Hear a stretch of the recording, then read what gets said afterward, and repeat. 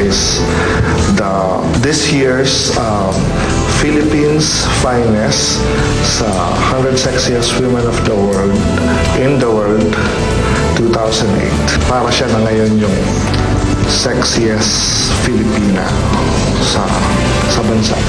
It's official! Marian Rivera finally won the coveted title of being the Philippines' finest sa FHM 100 Sexiest Women list for 2008. Record-breaking ang pangungunang ito ni Marian dahil siya ang unang Philippines finest na hindi pa ever nag-cover girl for the popular men's magazine. Pero sobrang saya ko kasi hindi ko din na-expect kasi hindi pa ako nagko-cover tapos naging number 1 ako. Nakakagulat din at saka dun ko din lalong nalaman na talaga yung mga fans ko at yung mga nagmamahal sa akin, sobrang mahal na mahal ako at wala silang sawa sa pagboto sa akin.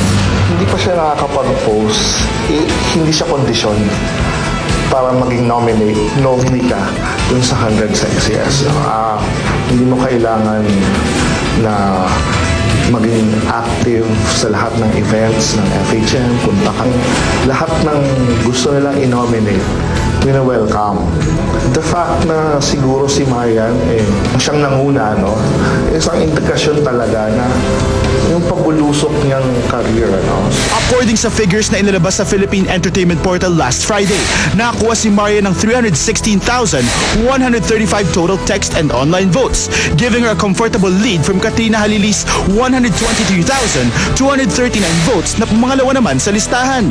Kaya naman hindi na iwasang maungkat muli ang dating issue ng umano'y rivalry ng dalawa na agad namang sinagot ni Katrina. Okay lang yun. Ganun talaga yung mga fans. Yun nga yung nakakatuwa sa kanila, di ba? So, sinusuportahan nila kami. Pero sana huwag natin gawing dahilan yun para mag-away-awayin kami. Dahil hindi kami magkakaaway nila, Marian. Hindi kami nagalaban doon. Ano lang yun, vote ng tao. So, yung gusto ng tao. So, okay lang. Tsaka, nag-number 1 na rin naman ako. Masaya na rin ako. Tsaka, hindi naman nakakasad yung yung rank ko. Number 2 naman ako. Hindi naman siguro pwedeng for life mag-number 1. This indeed is another turning point sa career ni Marian. But would this mean that she'll finally be gracing the cover of FHM soon? Pero si Marian, marimar pa lang, pero unang panahon pa, sa tape pa lang, yung ando na siya sa radar ng grupo, no? Talagang ilang beses na rin naman kami na nag-uusap-usap nila Popoy, tapos kung paano, kung kailan, at kung ano yung mga dapat isaalang-alang para matuloy yung shoot na yun, ano. Well, ngayon, meron pa rin naman, ongoing pa rin yung imbitasyon, ano. Kami naman kasi rito, kung kailan ka pwede, sige, tara, game tayo. Basta sa lahat naman ng bagay, ready ako. Pero yung pagpo-post na sobrang sexy, hindi pa namin napag-uusapan ng manager ko. Tsaka like ko sinasabi, may limitations pa rin. Kung maganda yung concept, di ba, bakit hindi? Pero may limitations pa rin. At saka yun, oo, di ba, may mga contract ako na inaalagaan sa mga commercials ko na hindi pwedeng ganito, hindi pwedeng ganon. So, kailangan ko ding alagaan yung image ko. As wholesome pa rin sana. Pero kung leading man niyang si Dingdong Dantes ang tatanungin, siguro hindi pa.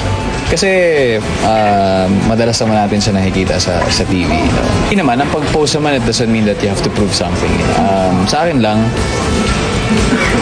for me, it's enough that I see her on TV. And I know that she says. And while Marian's sexy pictorial with FHM is still a work in progress, may imbitasyon ng magazine para sa kanya. Unang-una talagang binabati ka namin, kami lahat dito sa FHM, sa ngalan ng aming mga mababasa, tsaka yung mga bosses namin. Well, sana pumunta ka sa party first and foremost para, yun nga, magkaroon ka ng chance na maipakita mo sa iyong mga tagahanga at lahat ng sumuporta sa iyo, no? Sa inyong sandaan kung gaano kahalaga yung achievement na to, no? Tapos, ayun, sana magkaroon ng time, mag-schedule ng meeting, at congratulations. Kunin ko na po ang pagkakataon na to para magpasalamat po sa lahat ng bumoto sa akin. Utang na loob ko po to sa inyo.